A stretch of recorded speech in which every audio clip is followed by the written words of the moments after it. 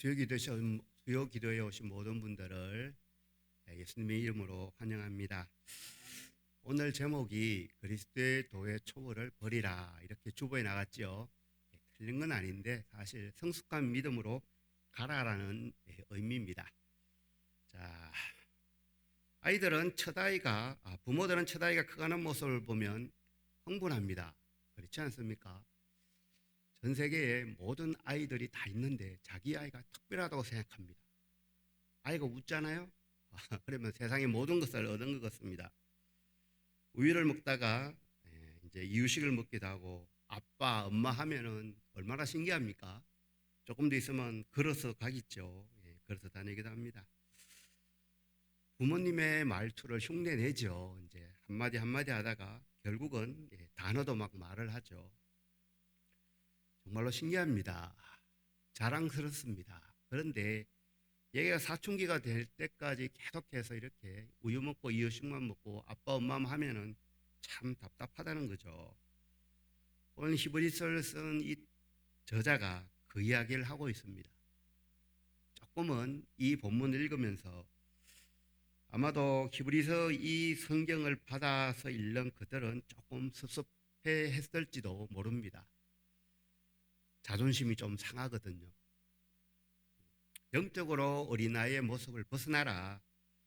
좀 성숙해져라. 이 이야기를 하는 겁니다. 성숙한 그리스도인들은 복음의 초보적인 가르침을 벗어난다는 거죠. 참 쉽지는 않습니다. 아이가 자전거를 타는 걸 보면 넘어져도 계속해서 자전거를 탑니다. 그렇죠? 그러다가 어느 날 두 발 달린 자전거를 타죠. 신앙의 성숙도 저절로 이루어지는 것이 아니다는 거죠. 그 이야기를 합니다. 자, 오늘 시작하는 5장 11절을 한 번 더 읽겠습니다. 멜기세덱에 관하여는 우리가 할 말이 많으나 너희가 듣는 것이 둔함으로 설명하기 어려우니라. 멜기세덱에 대해서 할 말이 있대요. 그렇죠. 그런데 자세히 읽어보면은 설명을 한다는 걸까요? 안 한다는 걸까요? 하고 싶기는 한데 안 하는 게 좋을 것 같아. 이렇게 결론을 내는 것 같지 않습니까? 왜냐하면 이 설명을 해도 설명을 하는 게 맞긴 맞는데 아마도 못 알아들을 거야. 그래서 설명을 하긴 하는데 나중에 하고 지금 급한 것부터 먼저 설명을 할 거야. 이렇게 적고 있습니다. 그렇기 때문에 사실 이 히브리서를 받아서 읽는 사람들 입장에서 보면 조금 기분이 묘할 수 있습니다. 아, 저 사람이 우리를 살짝 무시하네. 이런 느낌입니다. 그래서 사실 오늘 읽은 5장 11절부터 20절까지는 6장 20절까지는 어떤 주제를 멜기세덱에 대해서 이제 설명을 하고 싶은데 바로 들어갈 수가 없어서 이 부분을 추가해서 설명하는 내용 그렇게 보면 됩니다. 왜냐하면 이 멜기세덱을 꼭 이야기를 해야 됩니다. 멜기세덱 이야기를 안 하고 예수님이 대제사장이다. 영원한 대제사장이다. 이렇게 말할 수가 없습니다. 사실은. 그래서 멜기세덱에 대해서 이야기를 해야 되는데 이 또 멜기세덱은 좀 특별합니다. 그들이 알고 있던 대제사장은 아론의 후손이어야 되는데 예수님은 아론의 후손이 아니라 유다 지파거든요. 그렇기 때문에 대제사장이라 말하기가 조금 불편합니다. 그래서 멜기세덱을 데려와서 이야기를 해야 되는데 아직은 그 이야기를 하기 어렵다. 그래서 먼저 다른 이야기를 합니다. 예수님을 예표적으로 표현하는 분이 바로 이 멜기세덱인데 이것은 잠시 접어두고 미숙한 상태에 있는 당시의 그리스도인들을 향해서 제발 이제 그 믿음의 초보에서 벗어나서 좀 자라라 이야기를 먼저 하는 거죠. 그런데 11절에 보면은 멜기세덱에 관하여 우리가 할 말이 많으나 너희의 둔한 것이 둔함으로 너희의 듣는 것이 둔하다 이런 표현을 썼습니다. 누군가가 나한테 와가지고 당신은 듣는 것이 둔해요 라고 하면은 기분이 어떨까요? 이 사람이 나를 어떻게 보고 이런 생각 들지 않겠습니까? 조금 섭섭한 말입니다. 사실은 둔하다, 게으르다는 뜻입니다. 이 사람들은 왜 당신들은 하나님의 말씀을 듣는데 조금 게으르냐, 왜 열심을 내지 않느냐 이 말입니다. 그리고 또 한 가지 뜻이 있습니다. 왜 하나님의 말씀을 읽었으면 그대로 해야 되는데 읽고 그냥 넘어가느냐, 왜 저항심까지 가지고 있느냐, 이렇게 말을 하는 겁니다. 이와 관련된 구약 성경이 있습니다. 시편 40편 6절인데요. 우리 함께 읽겠습니다. 주께서 내 길을 통하여 내게 들려주시기를 제사와 예물을 기뻐하지 아니하시며, 이렇게 나가는데요. 제일 앞에 보면은 주께서 내 길을 통하여 내게 들려주시기를, 저렇게 해달라는 겁니다.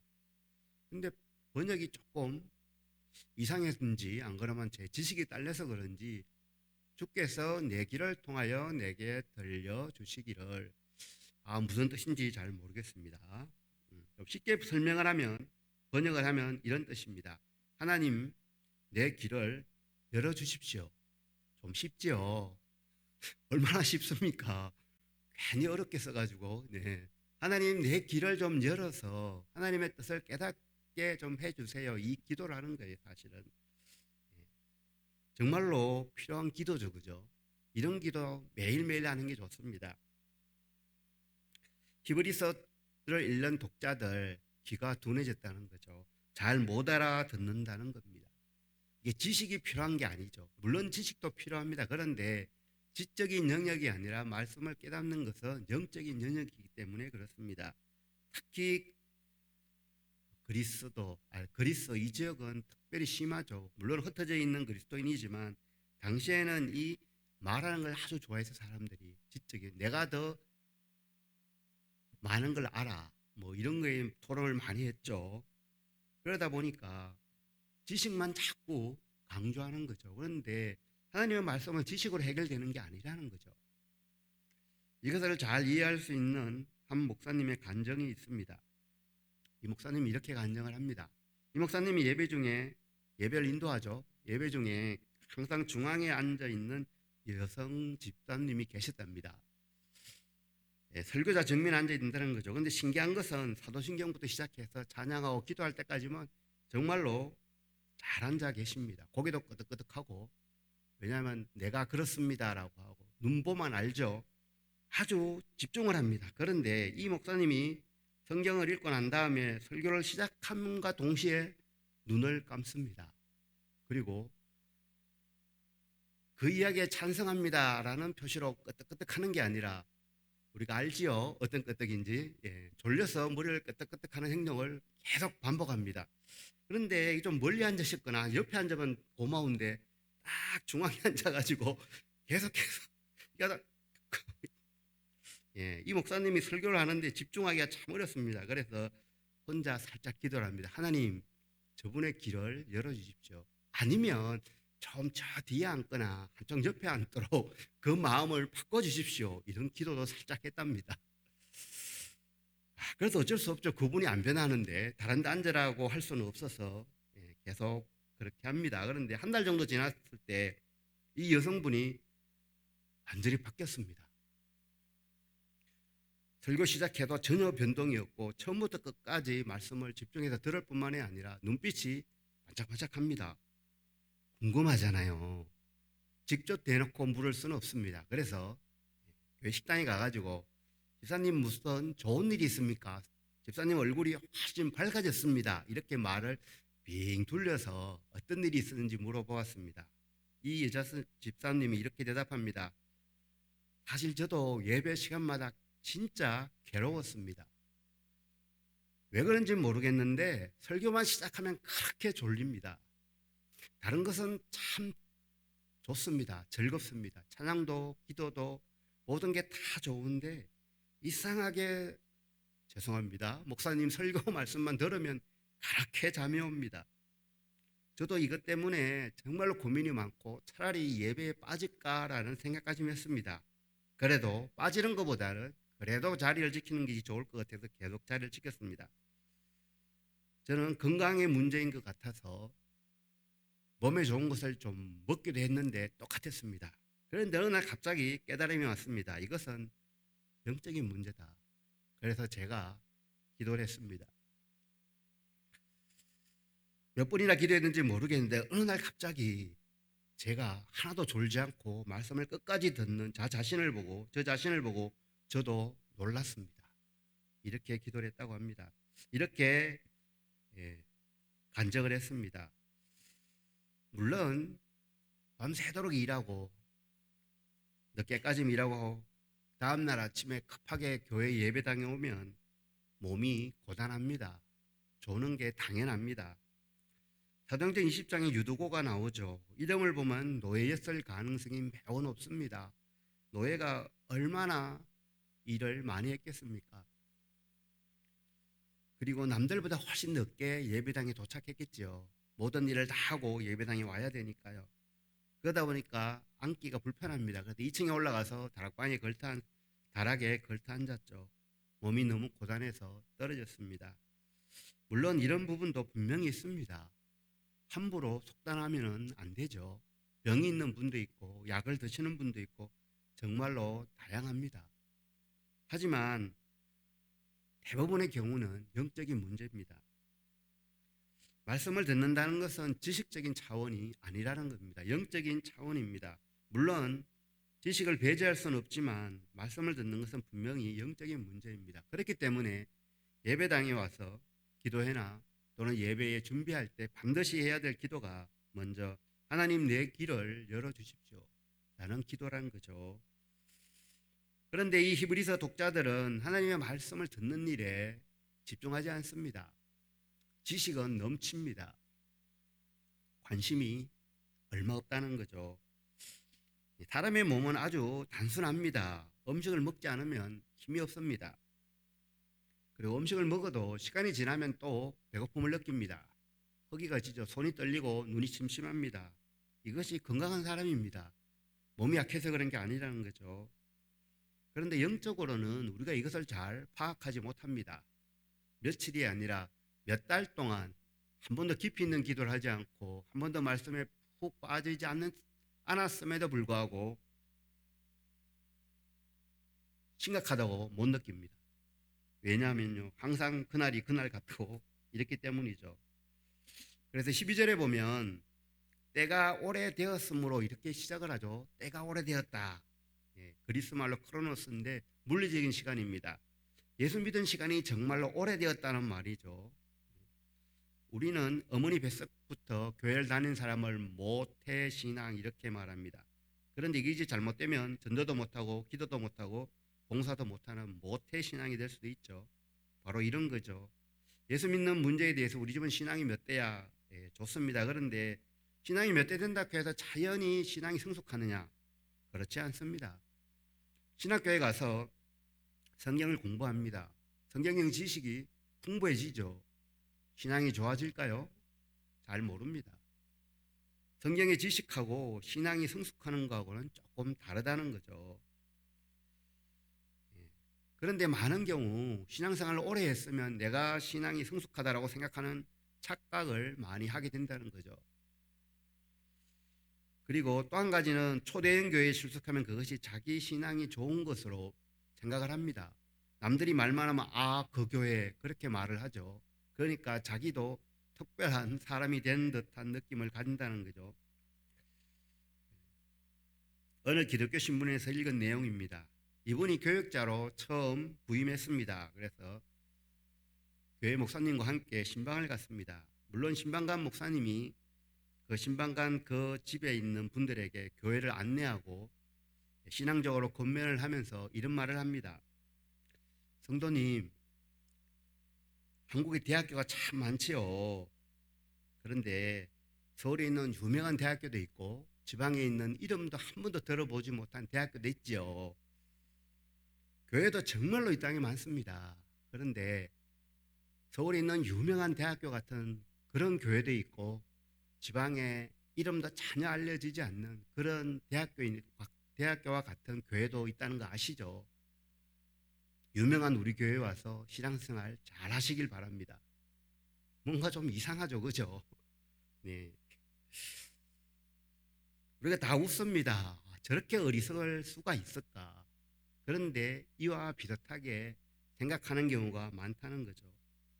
이름이 알려진 교회, 또는 교회에서 직분이 남들과 좀 다른 경우, 교회 예배당을 오래 밟고 다녔고 70년, 80년 신앙생활을 했고 하는 여러 가지 이유 때문에 또 성경의 지식이 남들보다 조금 더 많았을 때 나는 신앙이 성숙해라고 생각한다는 겁니다. 그래서 오늘 성경 기자가 날카롭게 지적을 합니다. 참 아프지 않습니까? 때가 오래되었으므로 너희가 마땅히 선생이 되었을 터인데 너희가 다시 하나님의 말씀의 초보에 대해서 누구에게서 가르침을 받아야 할 처지다. 충분히 가르쳐야 될 시기가 되어 있지 않느냐. 그런데도 불구하고 아직도 초보적인 부분이 부족해서 이렇게 배워야 되는 처지다. 이런 거죠. 간단한 음식은 못 먹고 젖만 계속 먹고 있느냐. 참 강한 질타입니다. 이 질타를 들으면 아무도 기분이 좋을 수가 없습니다. 젖을 먹는 거는 어린아이만 젖을 먹습니다.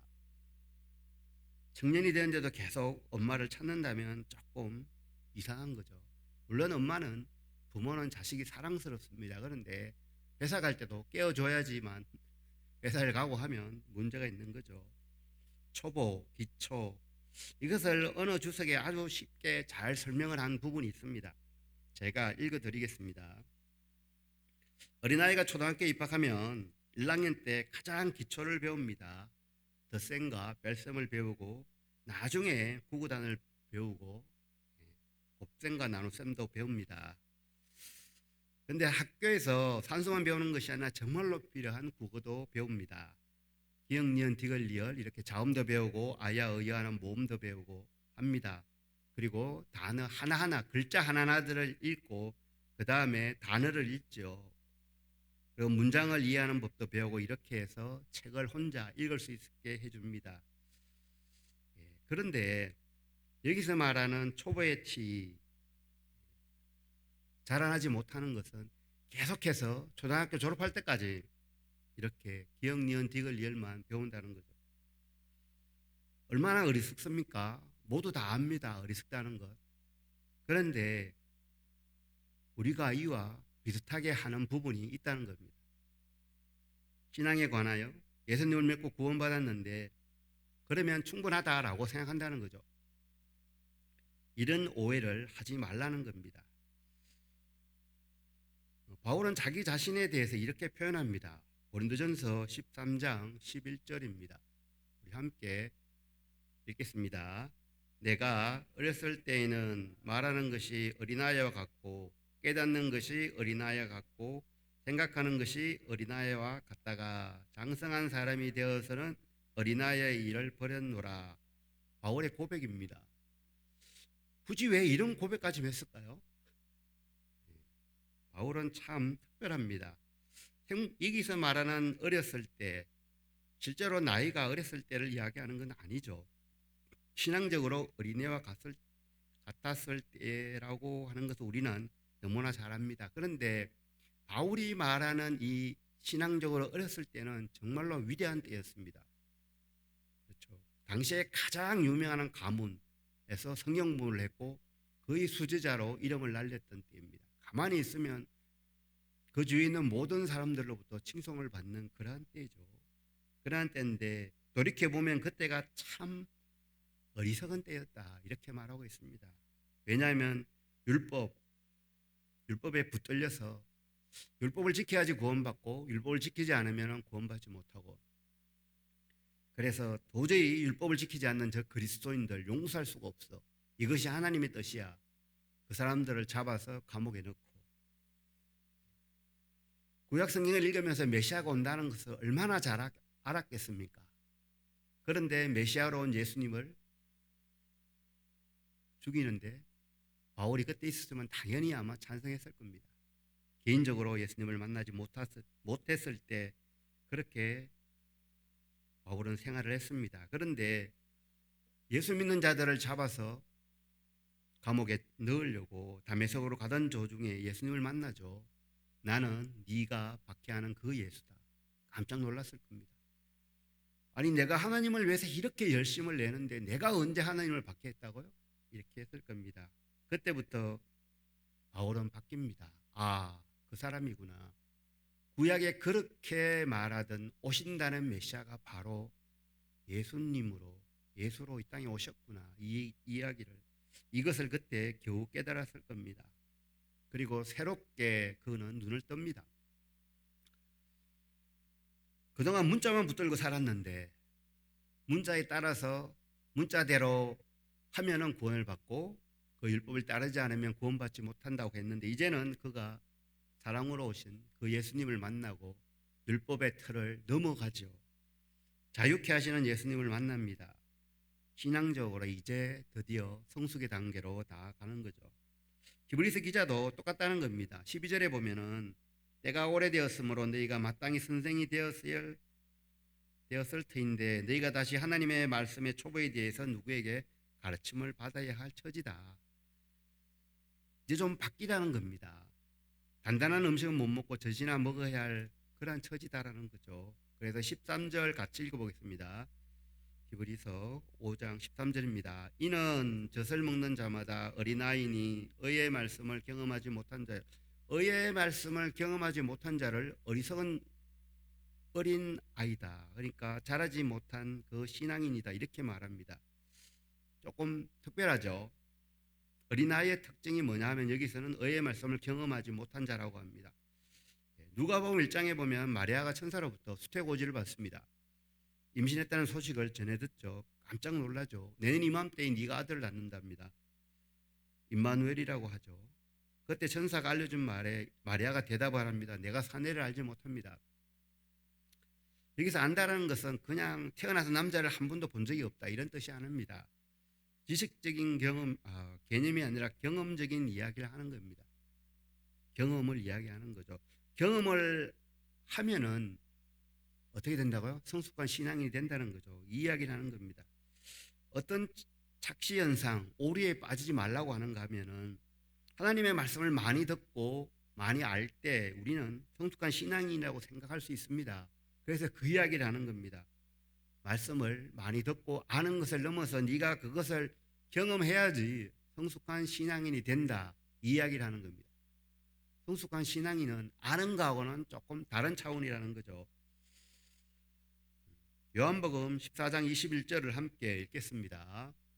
나의 계명을 지키는 자라야 나를 사랑하는 자니. 예수님도 같은 맥락에서 이야기를 하셨습니다. 나의 계명을 아는 것이 아니라 나의 계명을 지킬 때 나를 사랑한다. 내가 그렇게 인정해 주겠다는 거죠. 이것이 성숙한 신앙인이라는 겁니다. 사랑하면 어떻게 될까요? 시간을 같이 보내려고 합니다. 시간이 없습니다. 그럼 시간을 만듭니다. 그렇지 않습니까? 사랑하면 그 사람이 좋아하는 것을 좋아하게 됩니다. 사랑하면 그 사람이 싫어하는 것을 싫어하게 됩니다. 한 남자가 미술에 재능이 없습니다. 미술관에 갈까요? 당연히 안 가죠. 그런데 한 여성과 결혼을 했습니다. 신부가 미술을 너무 좋아합니다. 미술관에 자주 갑니다. 어떻게 되었을까요? 신랑이 미술에 아무 관심이 없고 하더라도 혼자 가는 것이 한두 번은 괜찮은데 계속 혼자 갑니다. 미술관에. 따라가게 되겠죠. 따라가다 보니까 그림을 보는 눈이 바뀝니다. 그리고 그림에 대해서 대화가 통하기 시작합니다. 왜냐고요? 아내가 좋아하니까 자기도 거기에 관심을 갖는 거죠. 결혼 생활 너무 복잡하게 생각할 필요가 없죠. 사실은 사랑하는 사람이 싫어하는 것 안 하는 것이 결혼 생활에 가장 중요합니다. 그렇지 않습니까? 그 사람이 좋아하는 거 함께 하는 것이 정말로 중요하죠. 우리는 이것을 너무나 잘합니다. 신앙생활이라고 다를까요? 하나님이 좋아하는 것 우리도 좋아해야죠. 하나님이 싫어하는 것 싫어해야죠. 그죠? 맞잖아요. 그런데 하나님이 싫어하는 것을 분명히 아는데 나는 이걸 즐겨. 포기하기 아까워. 이런 거 있지요. 한두 개씩은. 그 이야기를 하는 겁니다. 우리는 그리스도의 신부입니다. 의의 말씀을 경험해야만 합니다. 아는 것으로 만족하지 말라는 거죠. 자, 6장 1절을 함께 읽겠습니다. 그러므로 우리가 그리스도의 도의 초보를 부리고 주권 행실을 회개함과 하나님께 대한 신앙과 그리스도의 도의 초보를 버려라. 뭐 이렇게 하고 있는데요. 그리스도의 도의 초보 기초에서 이제 좀 벗어나야 된다 이야기를 하는 겁니다. 계속 그것만 붙들고 살지 말라는 겁니다. 죽은 행실을 버려라. 죽은 행실이 있을까요? 열매가 없으면 죽은 거죠. 열매가 없다는 거죠. 정지된 상태입니다. 신앙생활을 오래 해서 들은 말씀이 정말로 많습니다. 취미가 설교 듣는 겁니다. 이럴 수가 있습니다. 하루 종일 시간만 나면 성경을 읽습니다. 정말로 좋습니다. 그런데 하나님의 말씀을 경험하는 것하고는 다른 차원입니다. 공부한 말씀이 많다고 해가지고 그건 이 본문은 이것을 말하는 거야 라고 남들에게 설명할 수 있다고 해서 그 사람이 그렇게 살까요? 참 어렵지, 그죠? 이 질문을 할 때마다 사실 저는 괴롭습니다. 저도 잘 못하면서 이런 질문을 해야 되니까 얼마나 불편하겠습니까? 신랑이 신부에게 말합니다. 당신은 이 세상에서 가장 아름다워요. 나에게는 가장 소중한 사람입니다. 말할 수 있습니다. 그죠? 그 반대편도 마찬가지죠. 그런데 이렇게 사랑합니다라고 말은 하면서 그 사람이 싫어하는 일을 골라서 하면 사랑하는 게 아니죠. 말만 그렇게 하는 거죠. 신앙생활도 똑같다는 것을 말해주고 있습니다. 경험한다는 것, 의의 말씀을 경험한다는 것은 그런 것입니다. 하나님께서 하지 말라고 하는 것, 안 하려고 노력해야 된다는 거죠. 말로는 정말로 위대한 신앙인 것 같은데 행동을 보면 전혀 하나님을 믿는 사람인 것 같지 않은 사람이 있습니다. 그죠? 요즘 참 교회가 욕을 많이 얻어먹습니다. 이유는 성경을 훨씬 더 옛날보다 많이 아는데 하나님을 믿는다는 사람들의 행동을 보면 구별된 점이 없기 때문일 것입니다. 어느 교회가 2013년에 일어난 2014년에 일어난 세월호 참사 잘 아시죠? 이 유가족들을 고난주간에 초청을 했습니다. 위로한다고 음악회를 합니다. 광고를 했습니다. 주보에도 했고 인터넷에도 띄우고 어떻게 되었을까요? 교회 사무실로 수많은 전화가 걸려옵니다. 좌파, 빨갱이 뭐 이런 말도 합니다. 참바다에 자식을 잃어버린 그 부모님들이 빨갱이는 아니잖아요. 그죠? 문제는 그 침몰 사고를 정치적으로 이용하는 사람들이 나쁜 사람들입니다. 사고입니다. 그러면 아픔을 겪은 사람들 위로를 해야죠. 근데 위로하는 것을 이용해 가지고 자기의 정치적인 이익을 얻으려고 하면 그 사람이 나쁜 사람입니다. 비난해도 좋습니다. 그런데 그 부모님들을 비난하는 것은 잘못된 겁니다.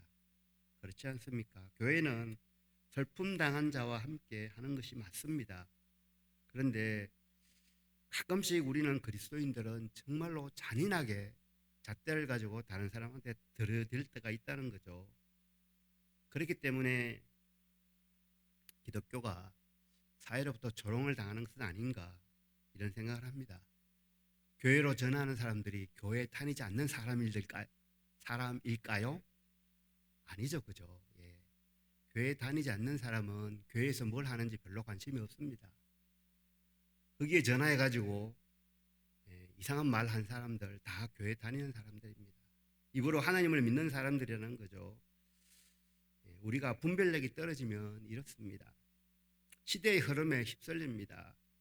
자기의 신념이 성경의 가르침보다 앞섭니다.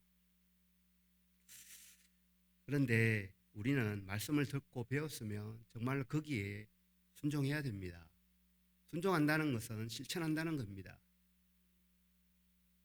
6장 1절부터 3절까지를 보면 문장들이 수동형으로 되어 있습니다.